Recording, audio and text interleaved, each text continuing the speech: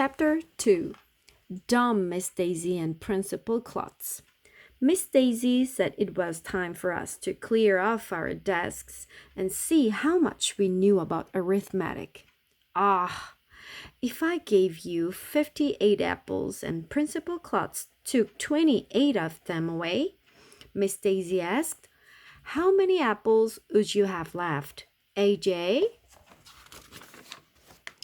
Who cares how many apples you would have left? I said. I hate apples. If you ask me, you and Principal Klotz can take all the apples away and it wouldn't bother me one bit. You would have 30 apples, said that girl Andrea Young in the front of the class. She had a big smile on her face, like she had just opened all her birthday presents. Andrea Young thinks she's so smart. I hate arithmetic, I announced. You know what? Miss Daisy said. I hate arithmetic too. You do? We all said. Sure. I don't even know what you get if you multiply 4 times 4. You don't? I have no idea. Miss Daisy said, scratching her head and wrinkling up her forehead like she was trying to figure it out. Maybe one of you kids can explain it to me? Boy, Miss Daisy was really dumb. Even I know what you get when you multiply 4 times 4. But that smarty pants I know everything girl, Andrea Young, beat me to it and got called on first. If you put 4 crayons in a row, she told Miss Daisy as she put a bunch of crayons on the top of her desk, and you make 4 rows of 4 crayons, you'll have 16 crayons. See? Then she counted the crayons from 1 to 16. Miss Daisy looked at the crayons on Andrea's desk. She had a puzzled look on her face. I'm not sure I understand, she said. Can somebody else explain it to me? Michael Robinson, this kid wearing a red t-shirt with a dirt bike on it, explained 4 times 4 again using pencils. He had 16 pencils on his desk in 4 rows of 4 pencils.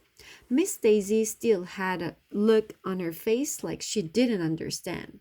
What would happen if you subtracted half of the pencils? She asked. Michael took away 2 of the rows of pencils and put them in his pencil box. Then you would have 8 pencils, we all said. Andrea Young added, half of 16 is 8. Miss Daisy wrinkled up her forehead until it was almost like an accordion. She still didn't get it. She started counting the pencils on Michael's desk out loud and using her fingers. She got it all wrong. We gathered around Michael's desk and tried to explain to Miss Daisy how to add, subtract, multiply, and divide numbers using the pencils. Nothing worked. Miss Daisy had to be the dumbest teacher in the history of the world. No matter how many times we tried to explain, she kept shaking her head. I'm sorry, she said. It'll take me a while to understand arithmetic. Maybe you can explain it to me more tomorrow. For now, we have to clean off our desks because Principal Klotz is going to come in and talk to us. I know all about principals. My friend Billy from around the corner, who was in 2nd grade last year, told me that the principal is like the king of the school. He runs everything. Billy says that if you break the rules, you have to go to the principal's office, which is in a dungeon down in the basement. Kids in the dungeon get locked up and are forced to listen to their parents' old CDs for hours. It must be horrible. Miss Daisy told us to be on our best behavior so Principal Klotz would see how mature we were. Finally, we walked into our room. Welcome to the 2nd grade, he said cheerfully. I'm sure we're all going to have a wonderful year together. Principal Klotz said a lot of stuff about the rules of the school. We are not allowed to run in the halls, and we are not allowed to chew gum, stuff like that.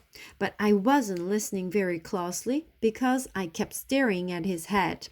He had no hair at all. I mean, none. His head looked like a giant egg. When Principal Klotz was all done telling us the rules of the school, he asked if anybody had any questions about what he had said. Did all your hair fall out of your head? I asked. Or did you cut it off? Everybody laughed, even though I didn't say anything funny. Miss Daisy looked at me with a mean face. Actually, it was both. Principal Klotz replied with a chuckle. Almost all of my hair fell out on its own, so I decided to shave the rest of it off. That's the saddest story I ever heard, said this girl named Emily, and she burst into tears. Don't feel bad, Principal Klotz said. It could have been a lot worse. How? Sniffled Emily. Well, at least my brain didn't fall out of my head. We all laughed, even Emily. Principal Klotz was a pretty funny guy for a principal. Any other questions? Do you have a dungeon down in the basement where you put the bad kids? I asked. Actually, the dungeon is on the 3rd floor, Principal Klotz replied. Nobody laughed this time. He quickly told us that he was just making a joke and that he didn't even have a dungeon at all.